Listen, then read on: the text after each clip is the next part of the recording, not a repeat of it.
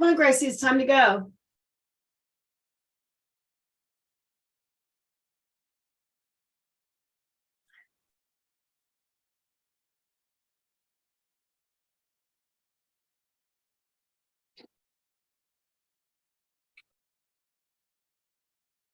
Hey. Progress. Hi. Okay, I'm gonna let them all in. And then Okay. we're being recorded, so okay, all right. Okay. Hi everyone that's joining us on the recording. Okay, here we go.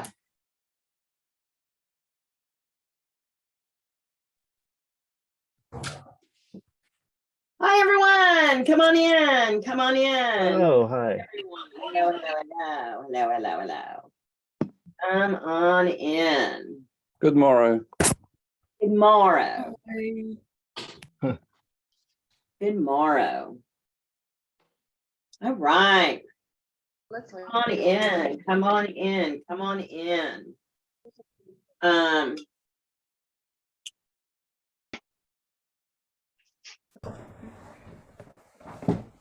Okay. Come on in. All right. Hi, everyone. I'm going to go ahead and jump on in and start. And as more people join us, they can join us. First of all, I want to say that we heard from a very large showrunner yesterday, a confirmation that they're going to be joining us on the March 11th event. We also have a very big producer, and we have some really interesting people that are coming. We have one of our actresses that's a client who has been pinned for a series regular, and she books pretty much every month something, and we've asked her to be on the panel and how she did that and how she's doing that. So we're going to have an amazing panel for the Accelerate Live event. I hope you can join us. Remember to use the code TikTok10 in the promo code to get $10 off. We'll be talking more about that as we go today, but I did want to, and please everyone, please mute yourself, everyone. And we will be talking more about that, but I wanted to tell you that we heard from this big showrunner who's going to be a guest for us next Saturday.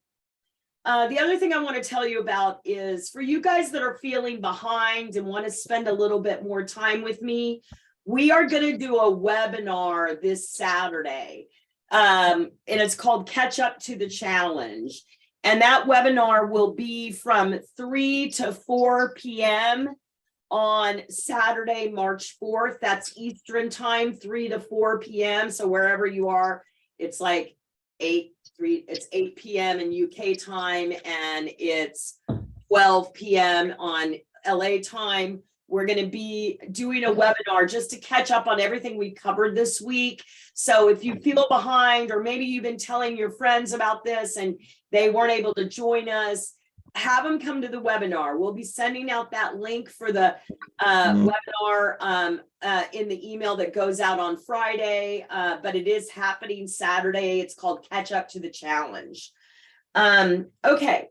And then the third thing I want to say is several of you have reached out to me and say, well, how do I become a client? How do I work with Actors Fast Track?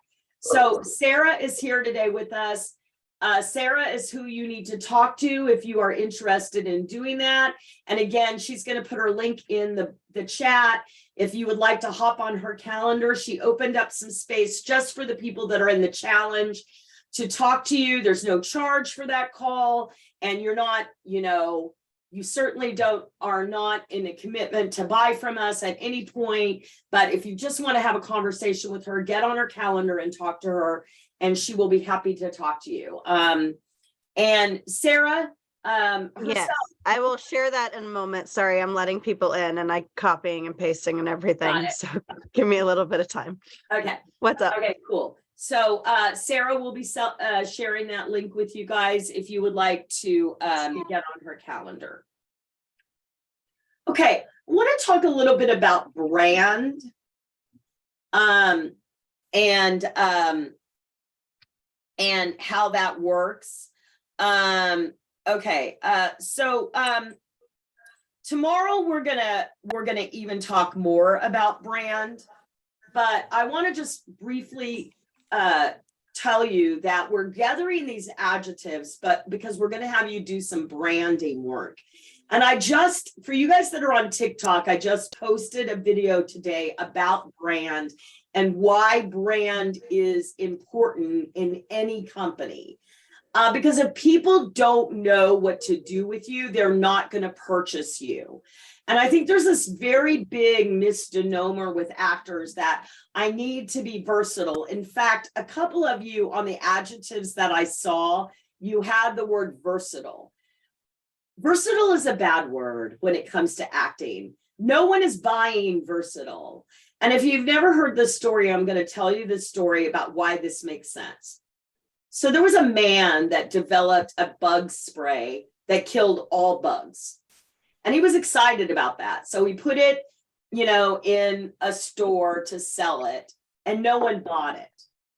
And the reason that no one bought it is because when you have a bug problem at your house, you probably either have a cockroach problem, an ant problem, a beetle problem, but you have a specific bug problem. So when you go to the store, you're not looking to buy a spray that kills all bugs. You're looking to buy a spray that kills the bug that you want to be killed, right? And so that's a real lesson in versatility. No one is buying versatility. If I'm casting a movie or producing a movie or directing a movie or writing a movie, I'm looking for something specific. I'm not looking for someone versatile. I'm looking for someone specific, because generally the rule of thought is people that do everything don't do anything well. And so if you want to sell your product, you have to be really clear about what you're selling, especially if your product has not really sold.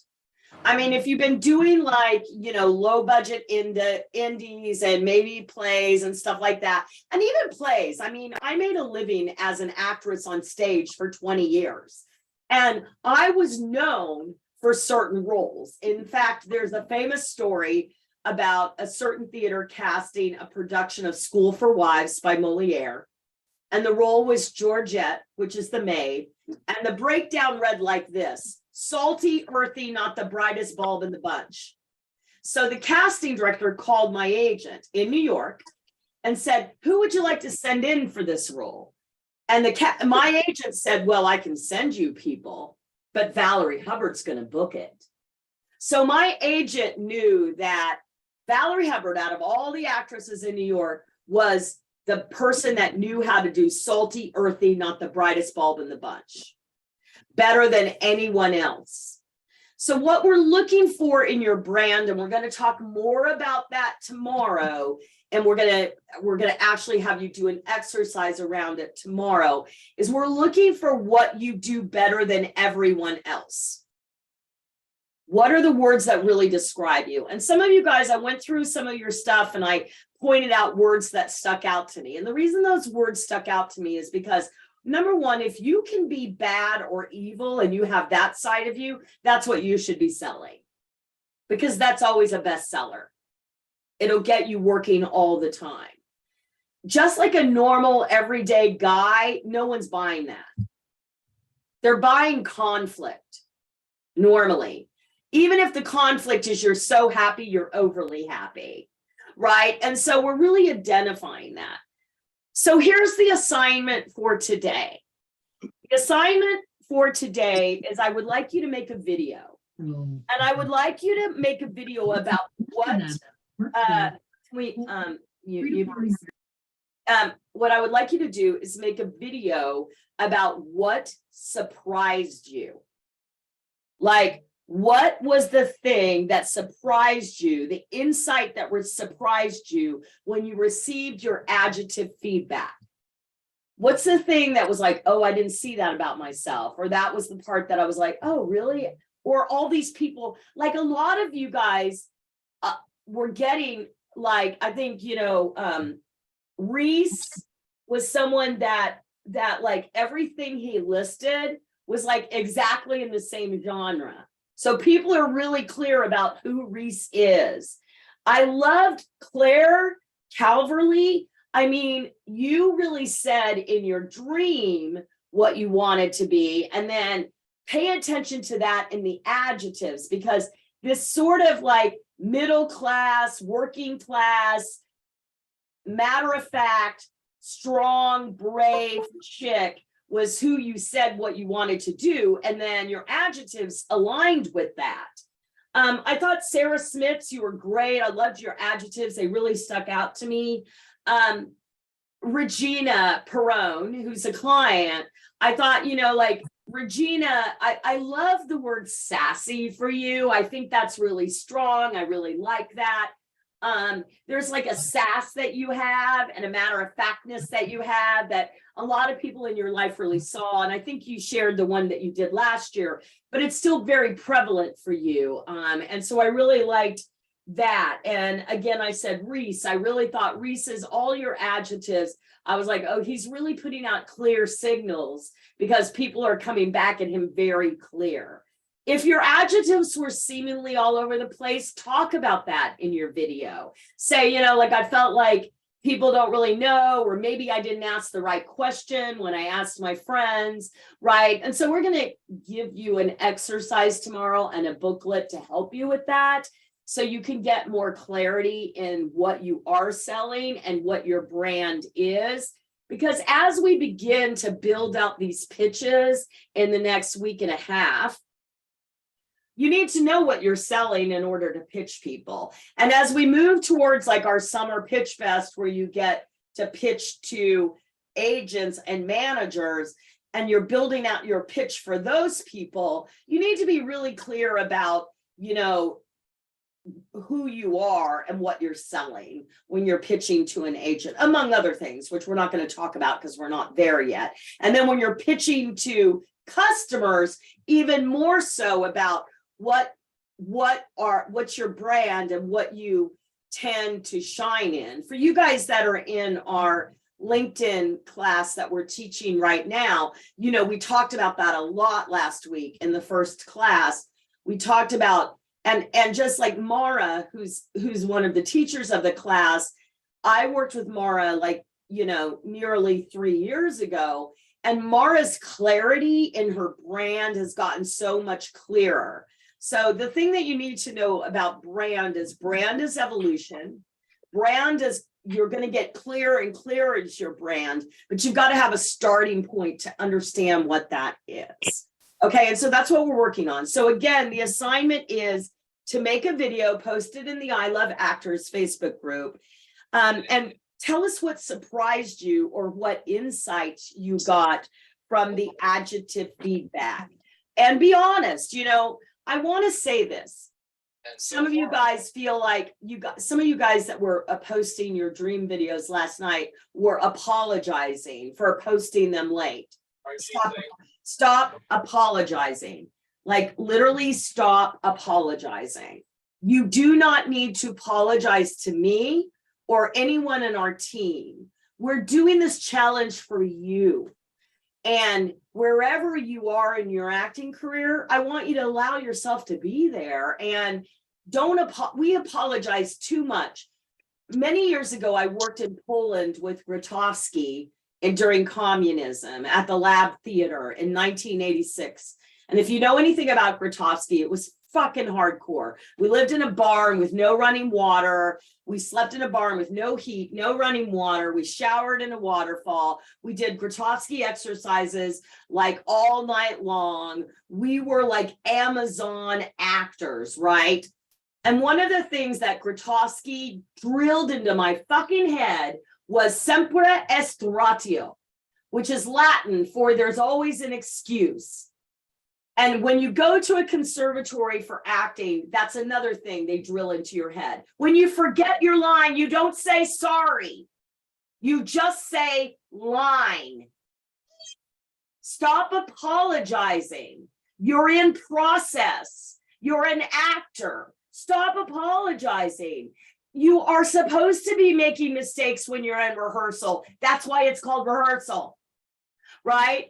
And And also we do it so often that we say it in auditions.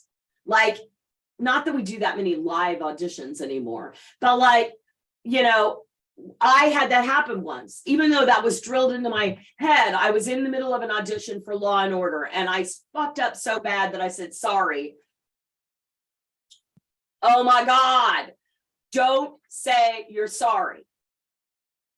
Just keep going, right? I remember when I was a little girl and I was in a production of Member of the Wedding, Carson McCullers, and the girl that was playing Frankie, which is the lead in the play, she was like 20, you know, she was playing someone 13, but she was like 20 years old. And I remember she had her script and she was like, and she was off book, but she grabbed her script and she couldn't think of the line, and she took her glasses off and she threw them across the stage and she kept going. And I was like, oh, amazing, right? Like, that's the kind of actor that you need to be, right? An actor that's in process, that's there. And stop apologizing for yourself and start, you know, we are the most gaslit profession there is. I mean, there are awful, terrible people on TikTok, people that used to be casting directors or casting associates from the Southeast that are producing B-level movies that are telling you, don't do this, don't do that, don't do this, don't do that. You're a bad actor. They put you down, and we all listen to them. Because they're casting directors. Stop giving yourself over to hateful, terrible people. Give yourself over to people that love you and care about you and want to see your progress happen, right? The more power we give those people, the worse off we are. We have to stop giving them so much power. Why do you think they are on TikTok doing what they're doing? Because they don't have jobs. Because their jobs are being erased. Bet me on it. I'd be happy to bet you on it. I'll win a lot of money.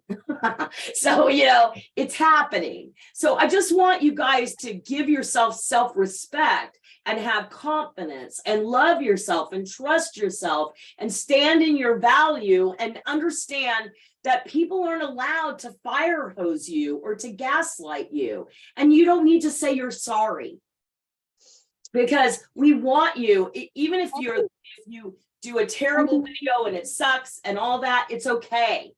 It's okay. That's just your opinion. And I can tell you, one time I had an audition for Modern Family, The Kiss of Death. My agent said, you better get it. That's my favorite show.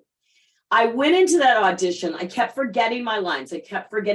Finally, the casting director says, Valorie, just read the script. So after the audition, I'm walking across the Fox lot. I'm crying. I'm talking to my best friend. I think I'm the worst actress ever. I get home and I was put on a veil for the role on Modern Family. Sometimes in what we deem our worst fuck ups, are we the most brilliant as an actor? It is not your job to judge your performance. It's your job to show up to the performance. That's it. Okay? So stop apologizing to me. I don't need your apologies. I just want to see your greatness. And you all are amazing. And I love looking at your stuff every night. It's awesome. All right. So everyone's clear about the homework. Make that video. Tell us what surprised you. What pissed you off? Did someone say something about you that pissed you off? I'd love to hear about it. You know, what was the thing that was surprising? Or maybe there's something that you're like, absolutely, I don't agree with this. This is just them talking about me as a person. Because some of you are like really, really nice and you're going to sell really awful people. That's what you're going to, like, you know, like we talked about,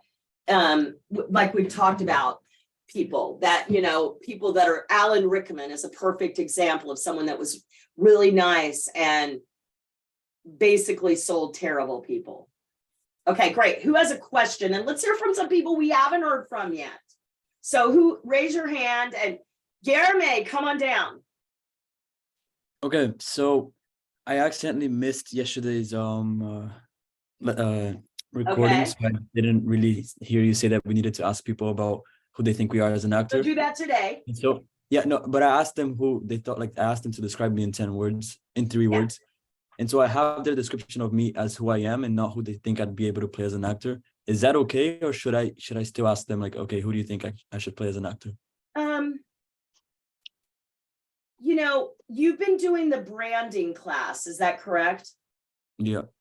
Okay, so you're already in the branding class in the Actors Biz School. So follow along with what that says and build that branding thing and then bring that to the mastermind, because so on mastermind on Tuesday, I want you to raise your hand and talk about, you know, maybe a branding statement that you're working on right now. Okay. Can you Sounds do good. that for me? Yeah. Yeah, so bring that to the mastermind, and Scott and I'll do a little work on it during the mastermind and help you with that a little bit. In fact, I kind of, for you guys that are on clients, I kind of wanted to spend a little time on Tuesday working on brand, because we're talking about it here in this challenge. And I mean, I know you're new to the biz club to accelerate your acting career is what it's called now. And so I think that, you know, you're doing the branding course, so let's just look at it then. Okay. Hey, Scott, how are you? I just want to Good. say, Hey, how are you? good. What'd you want to say? Well, you know, I want to just give a little advice to people who are having trouble with their adjectives, and that they're coming up with adjectives that are kind of like the kind of adjectives you would see on a dating profile on Tinder. I'm funny, I'm social. So take that adjective that's good and put the word TOO in front of it. So instead of funny, you're too funny. So you're taking something that's good about you and making it a flaw, because that's what they always write in characters. They write flaws. So if people say you're funny, maybe you're too funny. Who's too funny? Michael Scott on The Office thinks he's too funny. That's that kind of a character. What if someone's too nice? Well, maybe they get walked on all the time. Kimmy Schmidt. Kimmy Schmidt, yeah, or too nice. Maybe it's a problem that she's always sunny, right? So take whatever strength you have and turn it into a flaw by putting the word "to" in front of it. Then hit the thesaurus and see if you can find some good words for it. Think about characters. Oh, that's so good. I love that feedback, Scott, because so many of us, we had it. So Scott's been a coach for many years with us, and we had a girl that worked with us, and Rebecca, and she was Rebecca of Sunnybrook Farm, and she actually booked her first TV show she booked was Kimmy Schmidt, but she was kind of like that girl that's like so sunshiny, you know, like really too happy. But the thing is, they write comic characters that are like that, but they also write dramas with characters that are like that are too happy, right? Yeah. So you can put that you can put that character inside. You can put it in Star Wars. You can put them in a horror film. All these characters can go into any genre. Yeah. But think about the genre that you'd like to play into. Yeah. So Scott, tell us, I don't know where that's coming from, but never like making noises. I'm gonna see if that's it. That was it, Nick Felt. Okay, Scott, so tell us like your journey with your own brand, and where that is now. Like, how did you start and where did you get to? So our first brand that Valorie and I came up with was The World's Best Dad. And at the time I thought, okay, it'll work. Valorie says, it'll work, it's fine, use it. I did, and it worked, and it was fine. And then I was just getting called in for lots of really bad characters, like racists, rapists, pedophiles. I had to have an audition for a major TV show where I masturbated for 5 minutes while I was talking to a teenager on my laptop. You know, it was just stuff. So I took The World's Best Dad and I went, well, what if I don't want to make him like a pedophile, because no one wants to buy a pedophile, but what if he was like a serial killer and did something bad? So I came up with The World's Best Dad, who might have a corpse cut up in the basement freezer. Perfect. And then I was getting headshots, and my headshot photographer, I was talking about the comedy stuff that I do, and he says, oh, you're the professional numbskull. And that's my brand. I'm the professional numbskull. That's like my main brand. Just because he went, oh yeah, blah, blah, blah, blah. And that's the one that sells the most. Is So the what professional lens what ends up happening is you get like, and I always tell this story that I started with I'm the buoyant ballsy broad who will take you through the fun house. And then a couple of years later, it's like I started with a base. And then a couple of years later, my agents were like, you're a cross between Kathy Bates and Drew Barrymore. And I was like, thank you very much. And then a couple of years later, it was like, oh, you're the woman that lives across the street from me. When you see me coming, you turn off your light to pretend like you're not home. Thank you very much. And then it was like in 2018, and this was like started in 1995. In 2018, a client said to me, you're the adorable bully. And I was like, well, right now I've been working all these years, but it continued to get clarity as I went along. So it wasn't like, you're that. Oh, wait, I'm that. No, it all is the same thing. Like when I saw Reese's list, it was all the same thing. It just became clearer and clearer and clearer and clearer as I went along, if that makes sense. Thanks, Scott. That was great. Eden, come on down. Hi. Hi. So my thing is that it's kind of like linked to brand and outreaches. So I get quite nervous about doing outreaches. And one of the things that's kind of stopping me is I've not got a show reel yet. So I'm like, I could reach out, but if they ask for a show reel, I could say that I can do all this stuff. I can say, yeah, this is my brand, but then they can get back to me and be like, yeah, but like, where's your proof? You know, so I was just wondering what advice for someone that doesn't have that sort of. So I'm going to say, I said this yesterday, I'm going to tell this story again. Why do actors think that you need proof? Why do you think you need proof? You don't need proof. If you told me that you made the best pizza in the world and you decided to go sell it, yes, people would be like, well, can I taste it? Yeah, you can taste it. You have one of these, I assume. Do you have a phone? Yeah. Okay. So you have a phone. Hopefully you have a self-tape setup, right? Mm-hmm. So tape a monologue that matches your brand. And that's what your show reel is for right now. That's a clip.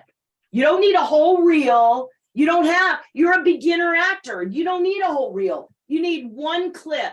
Tape a monologue, which you could literally do tomorrow, and put it up, have that be your proof until you get more proof. But you guys do not need proof to say what you are. If you go into a conversation thinking you need proof, then they're going to ask you for proof.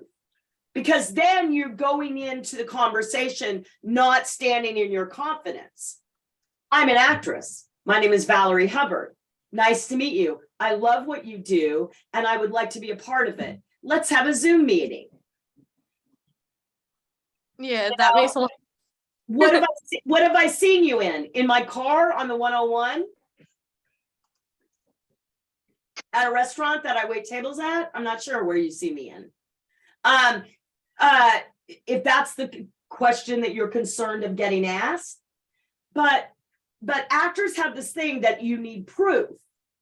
But like, not every restaurant in the world opens up with a Michelin star, y'all, which is proof that it's a good restaurant to go to, right? You don't need proof. And can I just say, Val, I got hired to be on Jim Carrey's show by telling them that I spoke German and I don't speak German. And when I was on set, they asked me to improvise something and I pulled out my phone and I did that and I got something.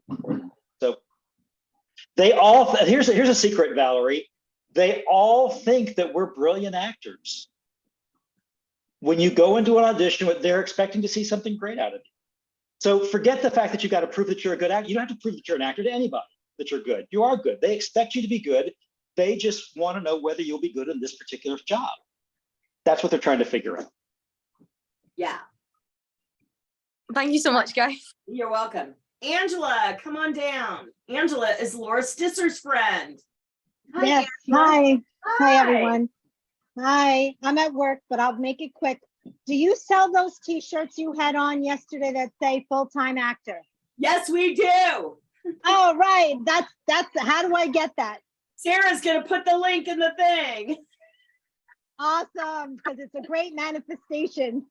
Yeah, yes. I'm gonna we wear do it sell those t-shirts. 24/7. We have t-shirts, we have t-shirts, we have water bottles, we have, oh, there you go. We have Awesome. journals that say full-time actor. Yeah.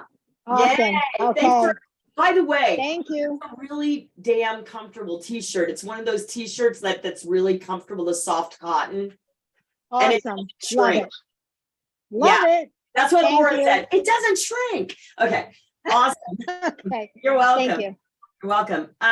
Meltem, Dora, come on down. Hi. Hi. Hi.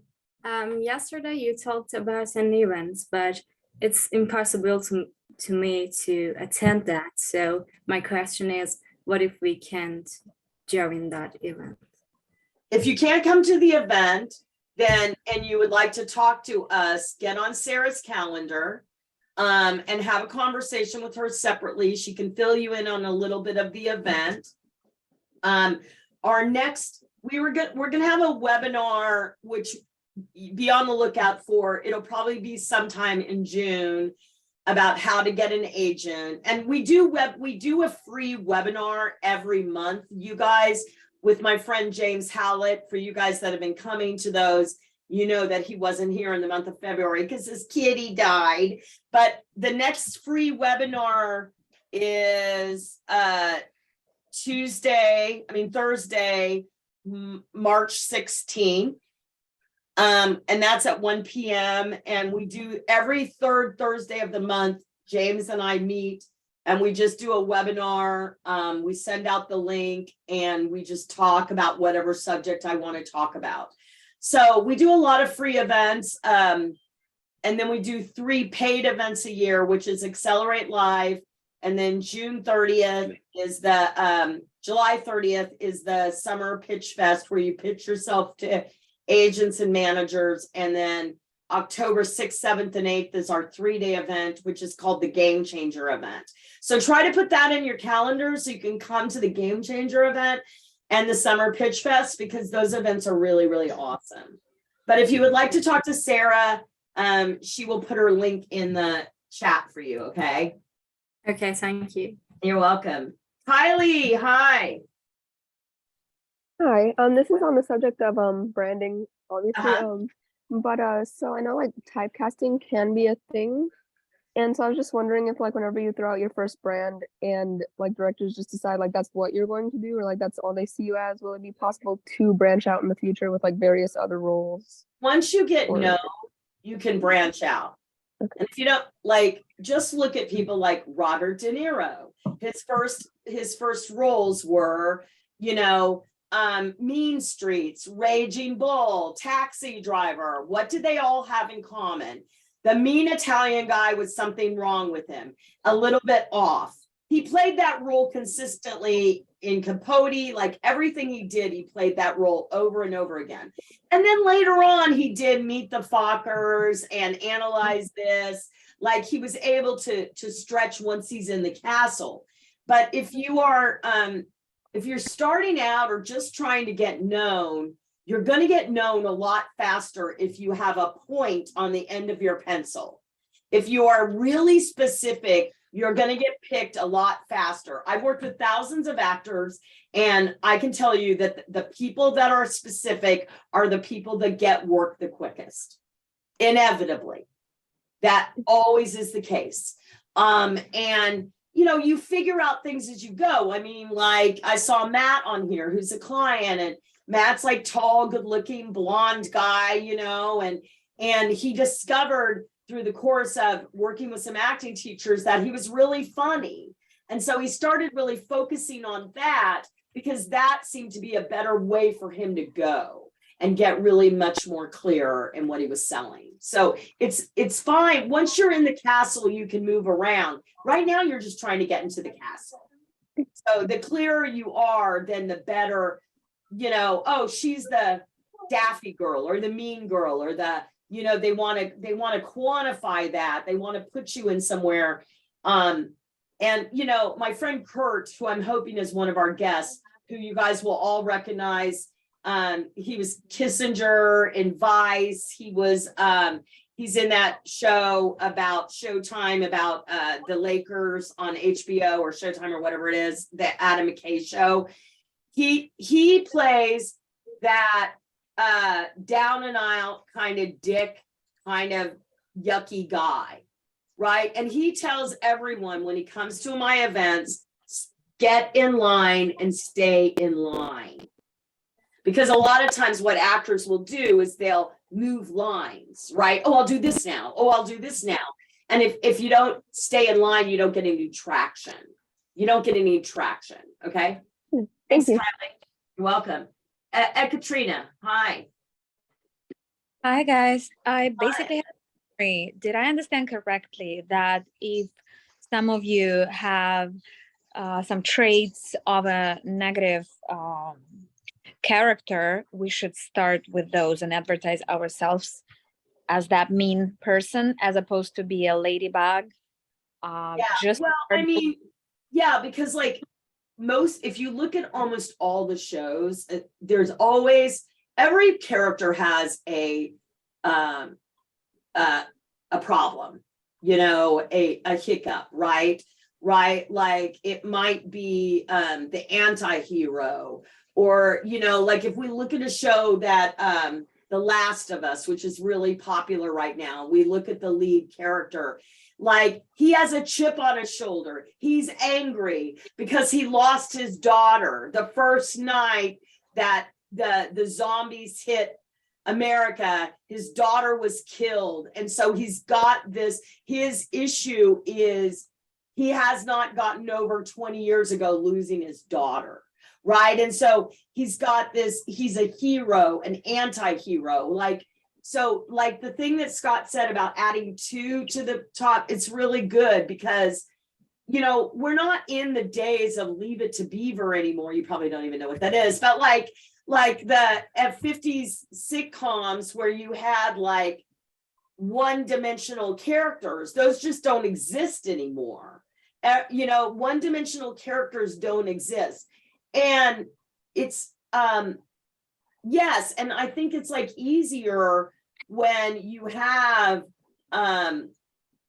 you know, when like someone told me one time, one of the best advices I ever got was when I was young and my first professional job was Merry Wives of Windsor at New Jersey Shakespeare Festival. And I was Anne Page. And an old actor told me then, he goes, if you can be funny, kid, you should be funny. And he was right, because when all of my friends were sitting around in their 20s and their 30s, not getting any work, I was working because I was funny.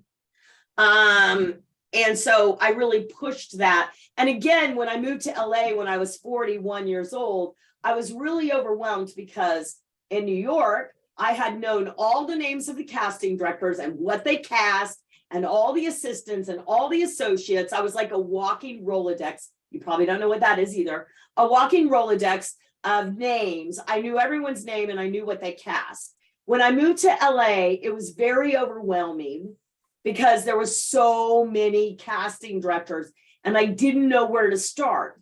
So I started with the thing that was the quickest path to cash for me. The quickest path to cash for me is comedy, is like Disney and sitcoms. So I started there and I started booking all of that stuff first. And then, you know, people that knew me, that knew that I could also do what I did in Resident Evil Extinction or other things, they gave me opportunities to audition for that. But actually the person that cast me in Resident Evil Extinction was my friend, and she knew what else I could do. Because like in New York, I had done a lot of like serious plays and stuff.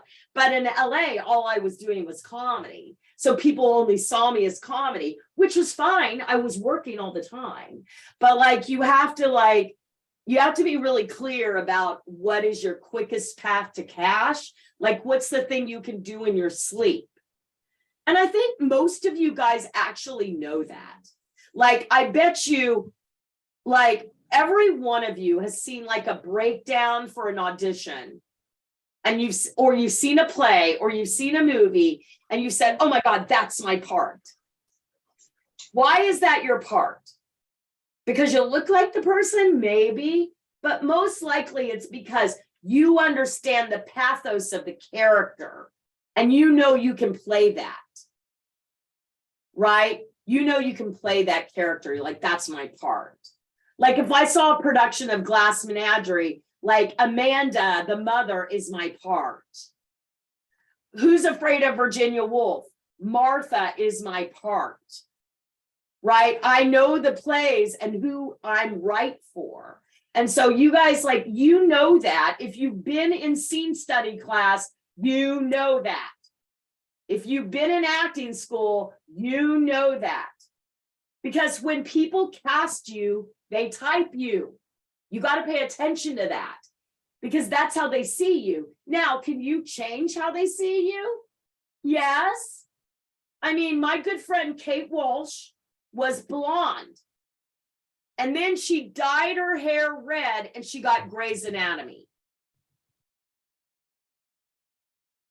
Right? Because she knew that she had that fiery thing, that fiery sort of like sexy kind of bitchy thing. But she was getting cast as sort of the sidekick to Drew Carey, the blonde, funny chick, which she could do in her sleep. She's one of the funniest people I know.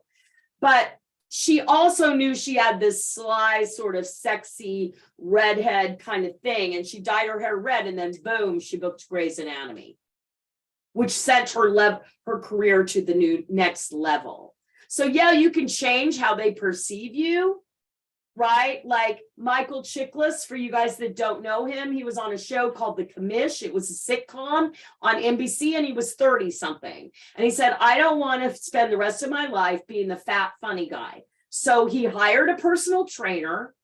He spent a year buffing out his body, losing 50 pounds. And then he booked The Shield, which was where he was a dirty, mean detective.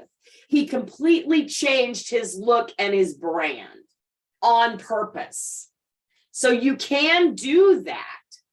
Absolutely. But there's aspects of your personality that you can't really change, right? And or aspects of your face. Like I have a naturally round, cute face. So a lot of times people don't believe that I can play mean and bad because they want more of an angular face for that. And I just don't have an angular face. I have a round face. So some things like are harder to change, but not impossible, right? You can also do things with makeup. You know, I always wanted to play Carol Cottrell in Orpheus Descending, and I never got cast as Carol Cottrell. I always got cast as Beulah Binnings. And one time I got called in by a big casting director in New York to play Carol Cottrell. I didn't eat for a week because Carol Cottrell is so skinny, she's like a bird. Well, I've never been a bird. I've never been so skinny that I was like a bird in my life. So I didn't eat for a week. I got a massage, you know, I knew the whole lines. I knew the whole, like, I knew all the lines. I walked into that audition. I started in and the director was Czech. And she said to me, Valerie, can you read Beulah Binnings? I was like, right? Like I didn't barely get into the monologue and she wanted me to read the other part. And she's like, here's the script. And I was like, I don't need the script. I already know the lines. And I booked it because that was my part. Beulah Binnings. Tennessee Williams, like many playwrights and many writers, he wrote the same characters over and over again. So if you're a Blanche Dubois, you're also a Laura in Glass Menagerie. You're also a Carol Cottrell. You know, you're also an Alma. So he wrote the same character over and over again. If you're a Maggie, so it's like the characters he wrote are the same thing. Many playwrights did that. And many screenwriters do that.